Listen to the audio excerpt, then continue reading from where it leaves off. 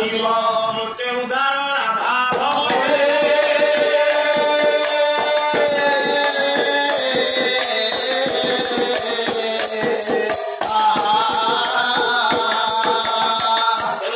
ଅର୍ଥ ପଦ୍ମ ପଦ୍ମ ପାଦ ଯେଉଁ ଭଗବାନଙ୍କର ସେଇ ଫୁଲକୁ ଏ ମନ ରୂପ ଗୌରମଳାକୁ ଛାଡ଼ିଲେ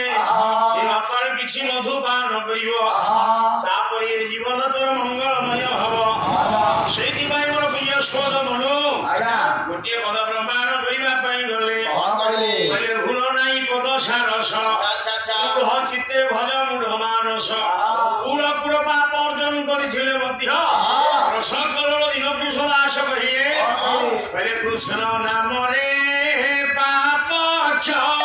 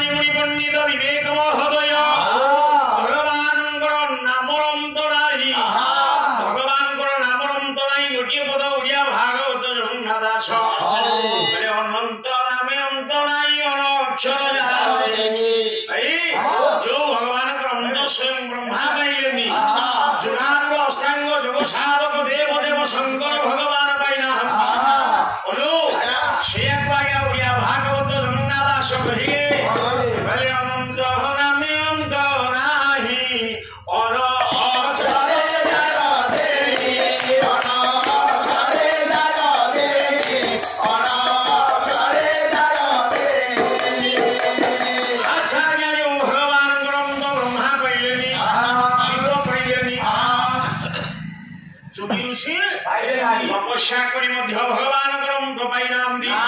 ଗୋଟିଏ ପଦ ରସକଲ୍ଲୋଳରେ ଦିନ କୃଷ୍ଣ ଦାସ ପ୍ରମାଣ କଲେ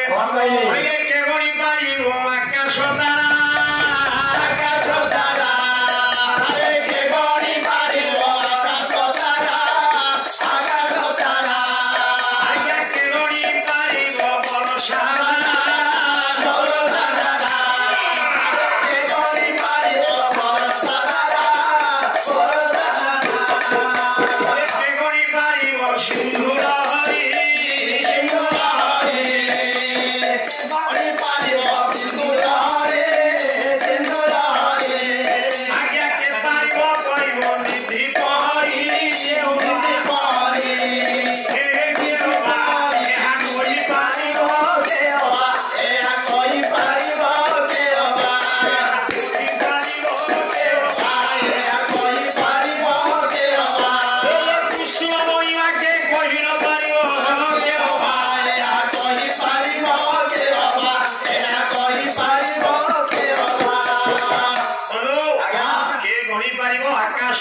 ଆକାଶରେ ଅନେକ ଗୁଡିଏ ତାରା ପଣ୍ଡିତ ପ୍ରସ୍ଫୁଟିତ ହଉଛି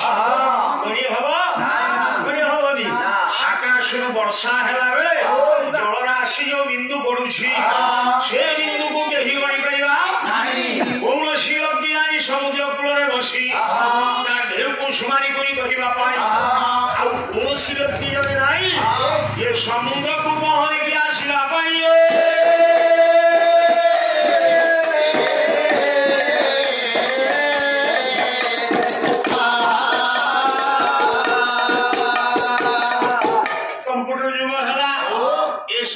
ସମ୍ଭବ ହେଇପାରେ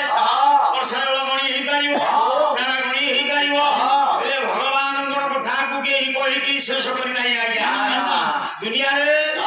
ଯିଏ କହେ ଭଗବାନଙ୍କର କଥା ଏଇଟା ହଉଛି ନିରାଟ ସତ୍ୟ ତାଠୁ ଆଉ ଏହା କେହି ତାଠୁ ଆଲୁଆ କେହି ନାହିଁ ଭଗବାନଙ୍କର ଅନ୍ତ ବ୍ରହ୍ମା ପାଇଲେନି ଯିଏ ସୃଷ୍ଟିର ବାପା ସିଏ ପାଇଲେନି ହର ହର ମହାଦେବ ଅଷ୍ଟାଙ୍ଗ ଯୋଗ ସାଧକ ଦେବଦେବ ଶଙ୍କର ଭଗବାନ ପାଇଲେନି ଆମେ କଣ ଚାରି ପାଞ୍ଚଟା ପଢା ଶିଖିଛେ ଗୀତ ଟିକେ ଭଗବାନଙ୍କର ଆଶୀର୍ବାଦ ହେଇଛି ସ୍ୱର ଭଲ ଅଛି ଟିକେ ଛଇଛଟକ କରୁଛେ ଭଗବାନଙ୍କ ଆଶୀର୍ବାଦରୁ ସମସ୍ତଙ୍କର ସଂସ୍ପର୍ଶରେ ଆମେ ଆସୁଛେ ଇଏ ହେଲା ଆମ ଜୀବନର ବଡ କଥା ଭଗବାନଙ୍କର କଥାର ମୀମାଂସା ଦେବା ପାଇଁ କେହି ପୁଅ ଦୁନିଆରେ ଏତିକି ଜାଣିବା ମନେ କଲମ ତପ ଭରେ